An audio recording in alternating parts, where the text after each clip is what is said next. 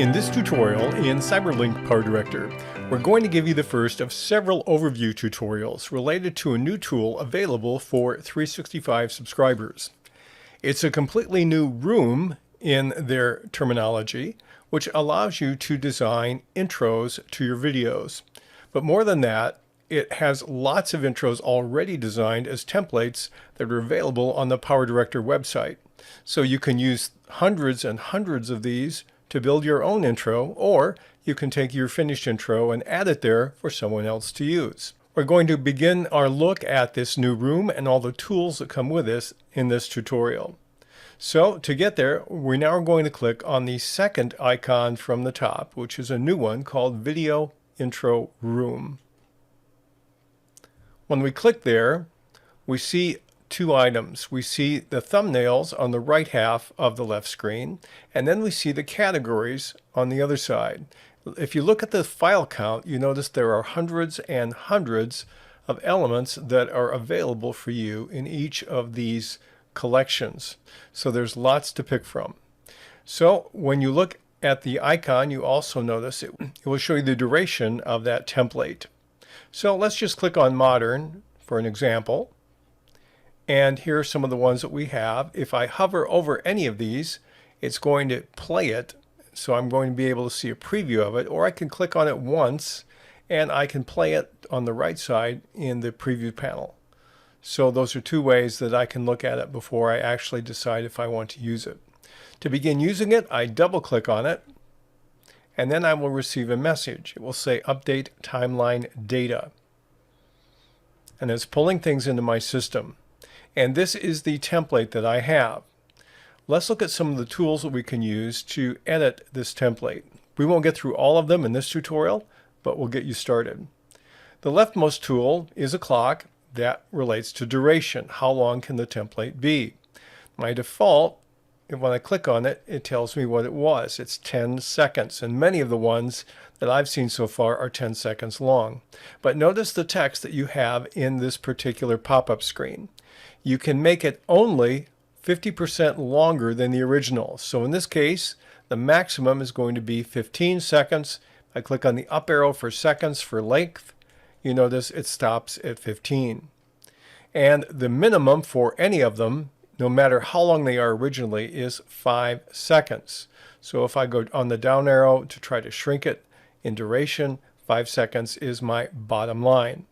If you had one that was 20 seconds long to start with, obviously you could make it as long as 30 seconds, 10 plus 50%, but the minimum would still be 5 seconds. I'm not going to change the duration, but this is where you go to do that. The next element we have when we click on here is Replace Background Media. Now in this case, my background media happens to be the panel on the right with video. And let's assume I want to replace their video with my video. So I click on that icon and I have two options. The first is to import from my own hard drive, my own files. And the second, as a subscriber, is to download media from Shutterstock or Getty Images. I'm going to import from a hard drive in this case. And I'll pull the file in and I'll take this file here and we'll use this one instead. So there's my file. Now immediately it pops up a trim menu and a trim screen. Why? Because my video isn't exactly the same length as the 10 seconds. It's longer. So basically it's going to ask me which 10 seconds of my video do I want to use. And in this case I can't change the beginning point or end point, but I can slide this around to see what kind of 10-second subset of this video I want to use. Let's say I want to use this part here, and I settle on it and click on OK. If I want to change my mind or edit that later, I can click again on the scissors icon to trim, and it will take me back to the screen I was at a moment ago, and I can modify the 10-second area in this case, or whatever duration I've set for my video. I'm going to click on OK. The other thing you can do with a video clip is you can crop it. So that's my fourth icon from the left. I'll click on that. And here we cannot crop, zoom, and pan, but we can crop. So I can change the size that we're using. I can change the location. And then when I'm finished, I can either click on Reset on the left side, or Cancel, or OK. And I'll do that. And so now we have a cropped video in our example. The next icon with the 3 circles is to apply a LUT. And when we're using that in this case, one of the things that they do in this new way of working is it pops up a completely separate window. And I'll click on that. And in this case, the window's off the recording screen. I'll drag it on. And it will look for the LUTs that are available in your copy of PowerDirector. If you don't want a LUT, you can click on the No Effect. Or you can click on the All Content and choose a subcategory. I'll take one here. Let's take a bright in area 11. And I will use that to modify the look and feel of my video.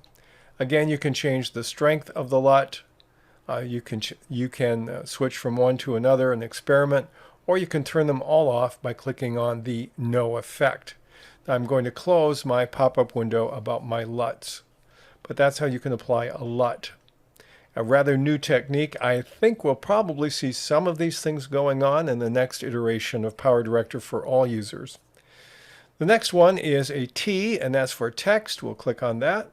Now we have 2 options. We can add normal text or motion graphic. Let's look at each one. I'm going to click on the Add Text. That will take me to a screen where I have a click to edit, so I can move my text around. And when I double click on it, it will open up a panel. The first element will allow me to change the color of the text. It starts out here with black. Let me go to a green. I'll click on OK. I can change whether I want a border around the text. Let's add one. We'll change the color of that to gray. And I can also add a shadow. I can do bold and italic. And I can do left, center, or right. I can change the font family I'm going to use. Let's go to this one. And of course, I can change the font size. So these are some of the options that we have. I'm going to double click on this, and we'll just call this Yummy. And those are some quick ways we've edited our added text. Now, if you notice, we have a green line below the bottom. And what that does, with a darker greenish blue, it gives you your in animation and out animation and duration. And for this particular template, both of them are fade. So what can I do if I want to change it? Well, that's what the second icon is for, the person running. That's my animation icon. I click on that, and it's going to give me some options on the text. Now again, it brings a new pop-up screen off my recording screen. And let's do amplify horizontal for my in animation. I'll shrink that down. I'll do an out animation, and let's do a amplify vertical. I'll close my window, and notice now when I hover over the dark blue-green, amplify horizontal is my in animation, and amplify vertical is my out animation. And so I'm going to take and let's play this and see what it looks like. There it is appearing. And the animation and the LUT and everything is working so far. So that's your standard text when you add it to one of these templates. We're going to stop that, and we also note that we do have some audio, so I'm going to turn my audio on. And later we'll look at how you can change audio if indeed that's what you want to do. But this was the audio that came with this particular template. Now we're not quite done with text. I want to show you a couple of other things that we can do. When I click on Add Text, you can also add a motion graphics title. So that will open up another pop-up screen, take you to all the motion graphic titles that you have available in your copy of PowerDirector. Let me just take a simple one here and click on it and click on Import.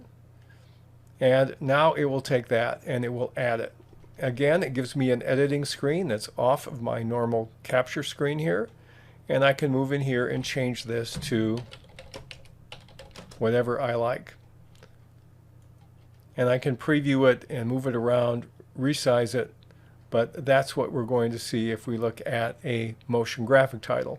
So these are the ways you can modify the settings. When you click on it, it'll be activated. The third thing about titles is you can take, obviously, the existing titles and edit them as well. Now this one here, when I click on it, I'm going to find its motion graphic because it says motion graphic settings. When I click on the title down here and double click, I'm going to have my abbreviated editing options. And so that means it's a standard title. Again, you can delete, you can edit. We've covered that in other lessons. So those are the two kinds of titles that you can edit, add, or remove using this tool.